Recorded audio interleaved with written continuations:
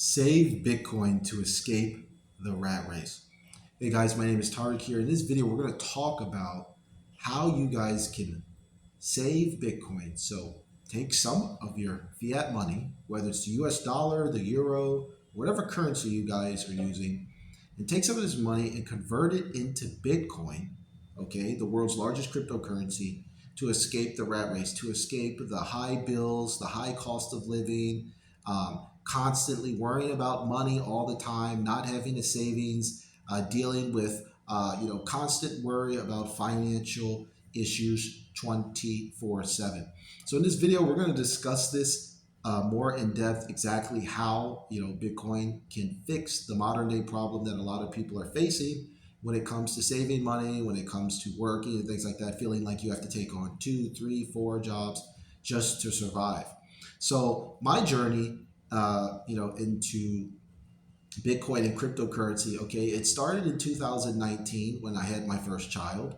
And I realized that, I would have a lot of bills coming my way. So, with traditional currencies, okay, I'm an American, okay, I'm college educated. I realized that, with the high cost of living and prices constantly rising, you need to constantly worry about making more and more and more money to keep your head above water. And maybe you guys can relate to this, okay? Some of you guys watching this video, you're probably, a little bit frustrated with how you seem like no matter how hard you work, you just can't get ahead. It's one bill after another, after another, after another, and you have to constantly think about ways to make money, increase your income all the time.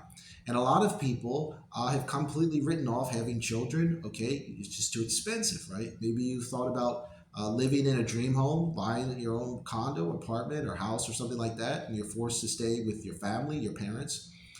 This is kind of how the system is set up. So the reason I know this is because I studied economics at Dartmouth College, at Tuck Business School. So I'm Ivy League educated. And, when I studied economics, they talked about a lot of the defects when it comes to fiat money. So the first thing is that before we talk about Bitcoin and all that stuff as a solution, we need to understand exactly what money is. And for you guys, a lot of you guys watching, since I'm American, you're probably interested in earning more US dollars. You need to understand that the US dollar isn't money, it's a currency. And when I say by currency, it means that the money that they issue, that the government issues, is actually not money, it's fiat money, which is really called a currency. And the currency has to keep flowing, right? Just like a water current, it has to keep flowing through society. So this is why every time you work and you get your paycheck, it's like bill, bill, bill, bill, bill, debt, interest, pay this off, pay this off. And it seems like it's getting harder and harder to save, your earnings, because society sets it up where with fiat currencies, US dollar, euro, and all of these things, right? The money has to keep flowing. So it's made that when you earn it, you're gonna have to give it up quickly. And this is why it's so hard to save it, because so many people are calling money currency when really it's currency. So that's the first thing. We are using, like, the US dollar is not money, it's a currency. And in 1971, when Richard Nixon took us off the gold standard, you got to understand that throughout most of human history, thousands of years, tens of thousands, hundreds of thousands, millions of years, whatever you guys want to refer to, people had sound money. And that's really currencies backed by gold and silver, right? Gold and silver is considered God's money. It's money that you can't print. It's money that you can't issue at a whim. But in 1971, and in my opinion, basically because Nixon wanted to, open up the global economy, open up the American economy, provide jobs for women, for minorities. These are two historically groups that have been basically underemployed in the United States, of course, other countries. The money had to change. So when we got off the gold standard, every dollar was backed by gold. And then in 1971, that changed. And this is why we have hyperinflation. This is why prices are expensive: food, gas, rent, childcare, daycare, college tuition, cars, you name it, prices are up. And that's by design, because the central banks and the United States Treasury and all of these global entities, they keep issuing more and more and more of your currency, right? And we know in basic supply and demand, usually when there's more supply of something, it's worth less. The easiest way to illustrate this is like if let's say you're going out at night on a Friday night and it's 10 o'clock and let's say you want to go hang out at a cool bar or nightclub. Well, maybe there's 20 bars or nightclubs open. Well, then you have a lot of options, right? Because the supply is so great. But what happens as the night goes on and more of these places close down? Then you start to notice, like if you're going out to meet women or whatever, it's so easy to meet women as the night starts early, and as it gets later and later and later, and those places start closing, there's more and more competition at the few remaining places open simply because the supply has shrunk. So usually when the supply of something is either fixed or shrinking, it's usually going to increase the demand, it's going to increase the value for it. And using that same analogy, let's take a look at the US dollar. When we have a lot of something, okay, the more and more there is of something, the less each individual unit is worth.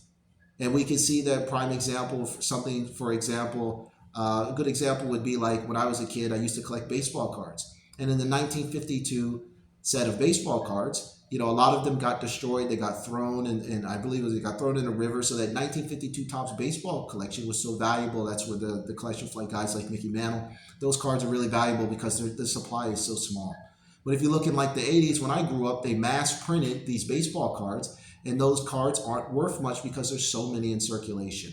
So the problem is the reason why it's so hard for so many people to save and get ahead financially and feel like they're stuck in the rat race is because they keep expanding the M2 money supply keeps increasing as the governments, right, United States Treasury and the Fed that's overseeing all of this stuff, and the central banks that are kind of issuing, you know, the money where you're getting loans or you're depositing your money in a bank account, the money supply keeps getting bigger and bigger and bigger. So each value of each individual unit goes down. Okay, so this is programmed into the financial system. This is why it's so hard for so many people to get ahead. This is why there's so much homelessness, squatters, you name it. There's economic problems not only in the United States but all over the planet now. It's getting so bad. A lot of people aren't even, you know, people aren't getting married. They're not thinking about having children. That's it. They're just going to work, pay bills, and then, you know, distract themselves with things like social media or going out drinking and stuff like that, smoking, vaping, whatever they can do to distract their mind until they have to go back to work. So I'm going to present you guys with a very, very simple solution. Simply change what you save. Change your paradigm. Change what is money to you. So whereas fiat currencies like the US dollar and the euro and all of these things were considered changed in the 20th century in 1971, remember when Nixon took us off the gold standard, now we're in the 21st century. So what is the best money in the 21st century? That's cryptocurrencies, that's Bitcoin. Bitcoin has a fixed supply of 21 million coins that mimics the fixed supply of gold in the Earth's crust, okay?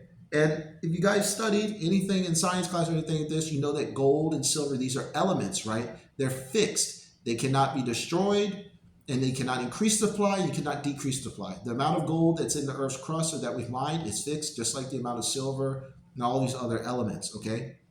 So what Bitcoin does is it mimics that, and it gives you fixed money at 21 million coins. And this is why the price of Bitcoin started out, when it first got started at like whatever, a small amount like 10 cents. And as of recording this video, Bitcoin is trading somewhere in between $60,000 to $70,000. So the way I escaped the rat race was I simply started saving Bitcoin. I started this in 2019. It's completely changed my life, and it's given me the freedom to have peace of mind, to not worry about money, to always have a savings, and to not have to constantly look where my next dollar is coming, just to not be homeless and to keep my head above water. And of course, I did some other things as well. I moved to Southeast Asia. I'm from Washington, D.C. I moved to Southeast Asia, okay? You guys can see here in the background, my apartment here in Southeast Asia. It's not very luxurious. It's about $200 a month. And then with utilities, everything's $300 tops. Okay. In Washington, D.C., my rent would be for a place similar in like the city center of a decent, you know, in Washington, D.C. or a comparable city, it would be 10 times the cost. Okay. We're looking at about $3,000 with everything inclusive. So I started saving Bitcoin. Okay. And when I started saving Bitcoin, I moved to a cheaper place. Okay, I moved to a cheaper city. Okay, so I started saving Bitcoin, then I decreased my expenses. And the third thing I did was that I started planning for the future, I started setting goals that would help me avoid the rat race. So that's things like starting new businesses, right?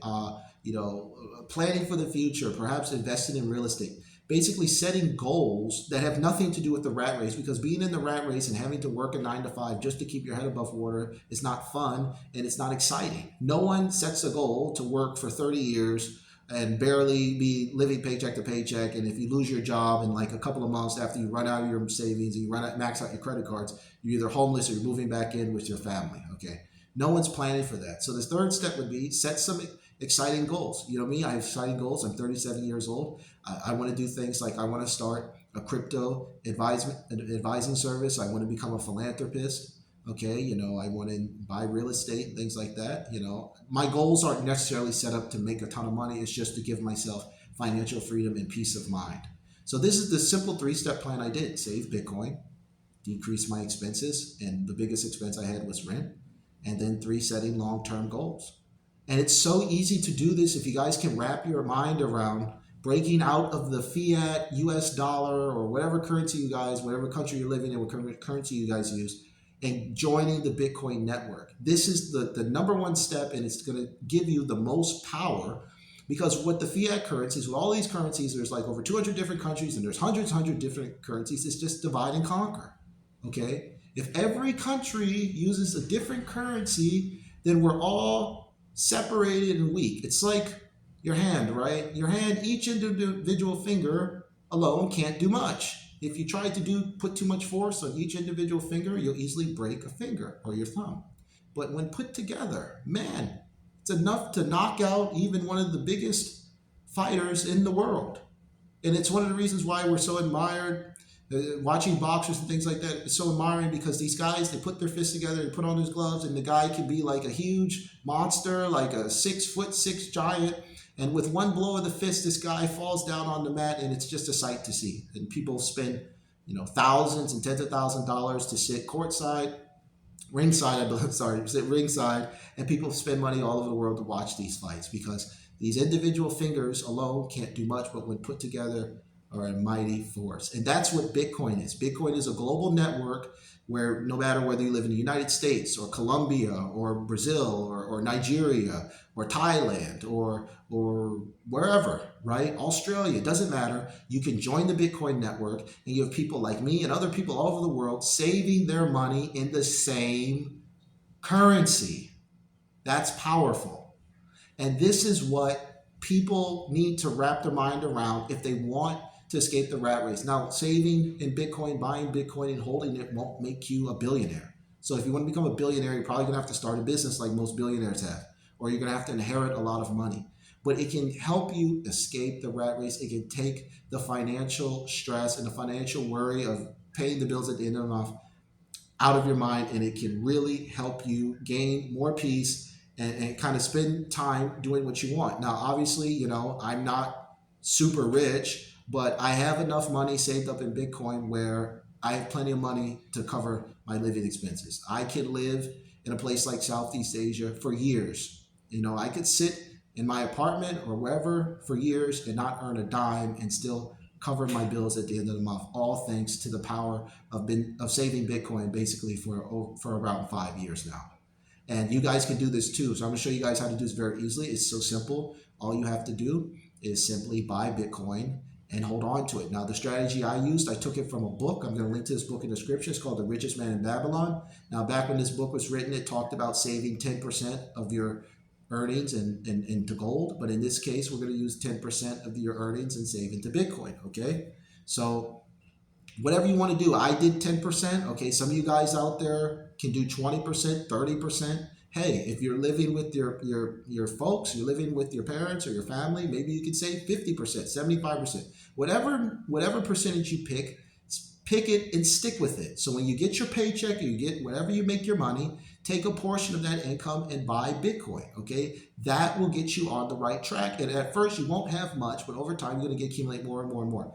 The second thing you do is you simply hold on to your Bitcoin. So don't sell it. The price will go up and down all over the place, but over the long run, usually every 4 years, Bitcoin does around a 10x, in my opinion. Okay, some analysts will say it's different, but on average, Bitcoin is going to return over the last 10 years, return around 50 to 60% a year. And if you space it out in like 4-year blocks based on the Bitcoin average, it's about a 10x. This is fantastic. You don't need to get 100x, 1000x, 10x is enough to give you financial freedom.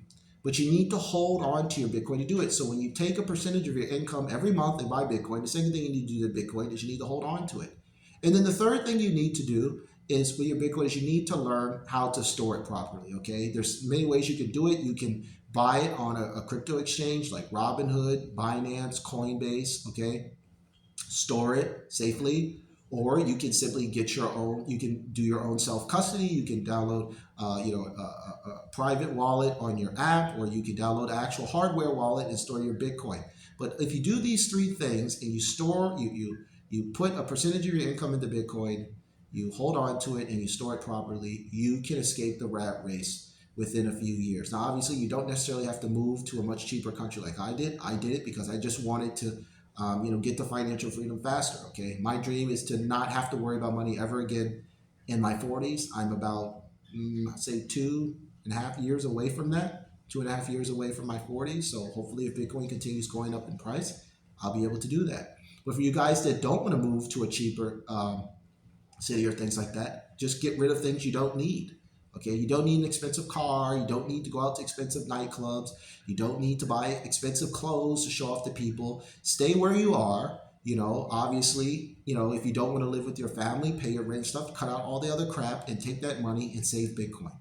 Okay, Bitcoin is a deflationary currency that over time goes up. You guys can do the research yourself. Go to Google, type in Bitcoin's price historically or something like that, and look at the charts. It usually goes up over time, but you need to hold on to it. And every time you go out to expensive nightclubs and buy expensive cars and clothes and all this crap you don't need, that's being pushed to you by ads from marketers and corporations that want your money, you're just delaying your financial success, and you're keeping yourself stuck in the rat race. So that's why I would say, if you don't want to move to a cheaper country, stay where you are.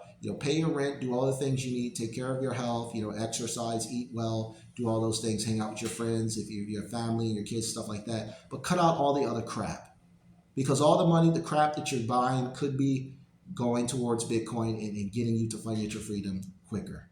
And if you do these things that I mentioned in the video, like I said, they've worked for me, they've worked for my clients. I have clients from all over the world, and most of them, if they follow my advice, they've made money with Bitcoin. Their savings is going up and their financial stress is going down. And that's exactly what Bitcoin is designed to do. Or you can do the alternative, which is stay in the fiat system, the currency, US dollar, euro system, or whatever currency you guys are using, and worry about money pretty much indefinitely. It just never goes away unless you hit the lottery, or you inherit a bunch of money, or you get a high-paying job and you just get paid so much money you don't even care. But most of you guys watching that don't have the luxury of inheriting a fortune. You don't have the luxury of hitting the lottery. You don't have the luxury of making so much money that you're just balling out of control. So I would really, really recommend researching Bitcoin, buying Bitcoin, and holding on to it for a few years, and your life will probably change, just like millions of people's lives have changed through the power of Bitcoin. So that's it, guys. Like I said, if you have any more questions specifically, please reach out to me via my email address, okay?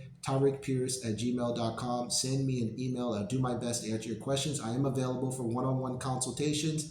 I have clients from all over the world that I speak to on a regular basis. I advise them, and of all ages too. It doesn't matter if you're 18 years old or you're 68 years old, okay? I have clients of all different age ranges. It doesn't really matter where you are in your journey, as long as you understand that Bitcoin can offer you the financial freedom that our grandparents had that we don't have in this 21st century. So that's it, guys. Hope you guys enjoy this video. If you like my content, please give me a thumbs up and hit the subscribe button as well. And that's all I got. Thank you.